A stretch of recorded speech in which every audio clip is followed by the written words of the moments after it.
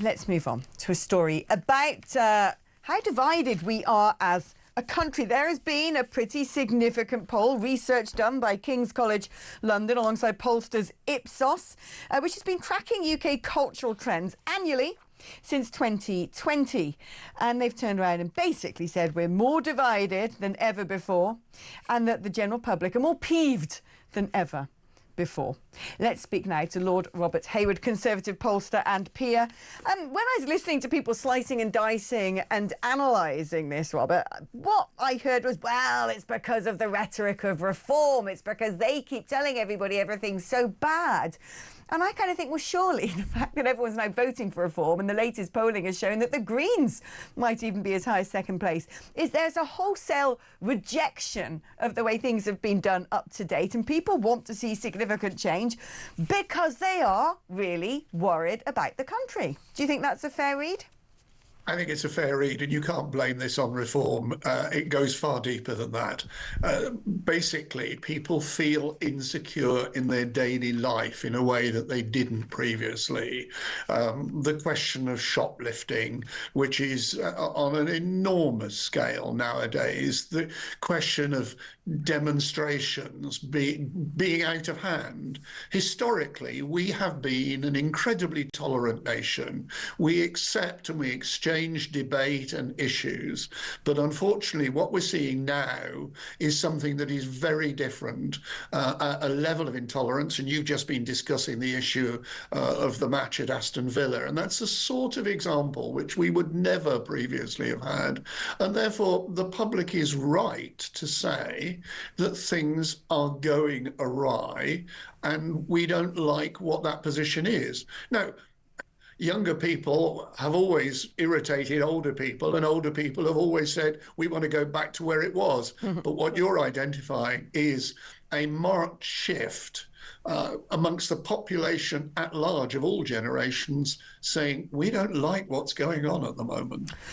What is behind all of this? Because there are some people who say, well, it's the decline of the West, it's the state of the economy, and if everybody felt a bit more well-heeled and had a bit more disposable income, they'd be able to brush over some of the other implications. There'd be others that say, well, actually, immigration is the root cause of all of this because it's lowered GDP per capita, it's radically changed the face of communities. There might be other people who say, actually, it's our ruling elites, the fact that now everything seems to be supranationally governed and by a group of people who want to impose upon us a new set of virtues and morals which frankly don't seem familiar or appropriate at all.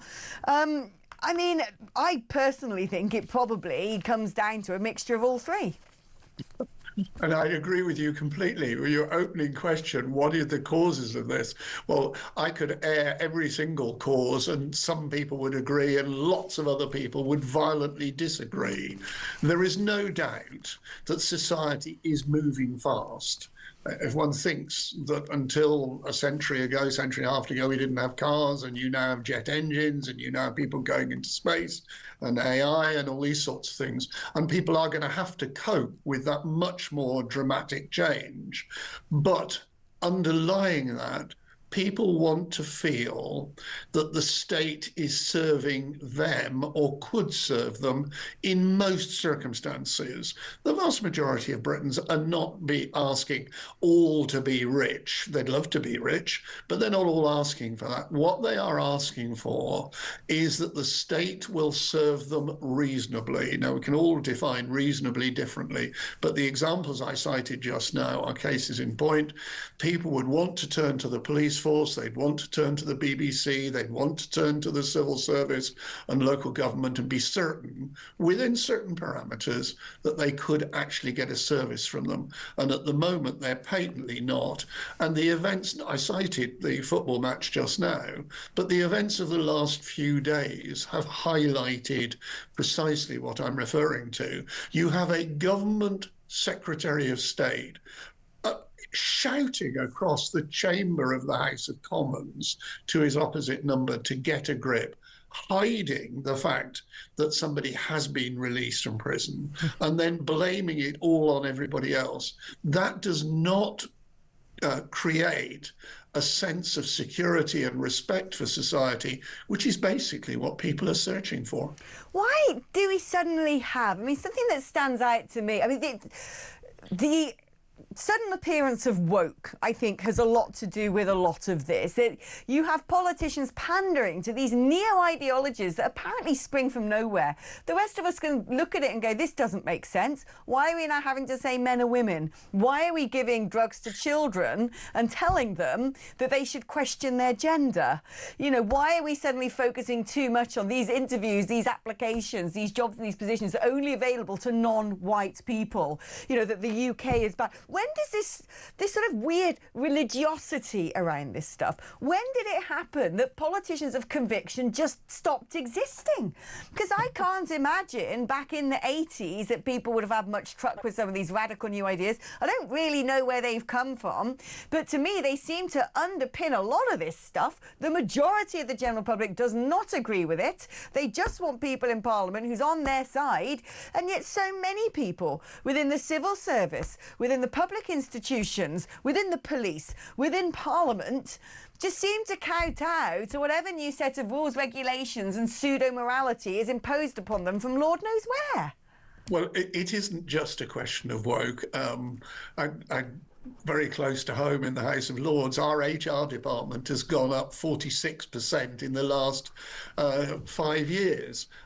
I have no idea why. The manpower levels in the House of Commons have gone up 60% on a like-for-like basis, and nobody seems to be controlling them. But I would challenge one element of what you're saying. The politicians are pandering to certain points of view, or some politicians are, not all of them. But politicians have always been accused of pandering to certain groups, and I think it's fair to say that they probably did.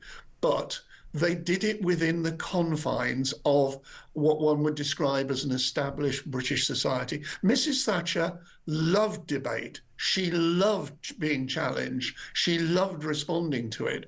What we're seeing now is a very different state of affairs where people are being told, and this is what you're touching on in relation to wokeness or whatever it may happen to be, people are being told, and they are told to like it or lump it, and that's not the British way of life. And the BBC and the expose that we've seen in the last few days is yet another example of that. One thing that's become clear to me from my own existence, I was living in London up until this summer and fed up to the back teeth of day-to-day life in the capital city. And so I moved back out to Gloucestershire, the county where I'm from, which, bar the Forest of Dean and Gloucester City, is a massive Lib Dem stronghold. I always think, between you and I, that people who vote Lib Dem is an absence of politics. I think they're just not that interested in politics and think Ed Davey seems like a nice person, because every time I speak to a Lib Dem supporter about what a Lib Dem policy is, they just don't seem to know, other than they're nice and Nigel Farage is evil. But what is clear where I live now is the issues that really bothered me in London, the things that used to drive me crazy, the pace of life, the destitution, the dirt on the streets, the sort of not hearing your own language anywhere, the harassment and the leering, the crime, you know, the pickpocketing, the mugging, the looking over your shoulder all the time. It just doesn't exist. It doesn't exist in most of Gloucestershire. And so all these people just go, I'm going to vote Lib Dem.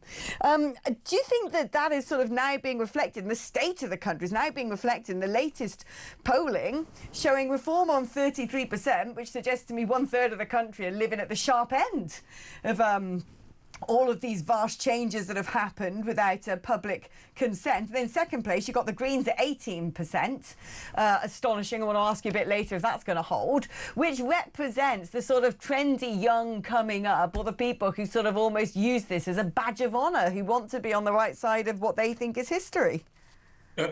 Alex, when you and I talk, I always feel so homesick, because I'd love to be back either in Bristol or West Oxfordshire.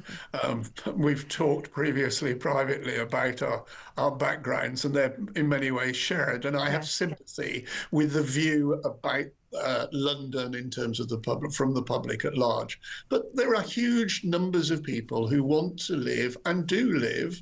I'm talking to you from inner South London at the moment, and people just want to live a decent life. And what I was talking about just now, about the councils, civil service, and the police forces and the like, people want to be able to get on with their own lives. And it's in that context that one has to view the concerns of the public as reflected in the poll that we started our conversation about.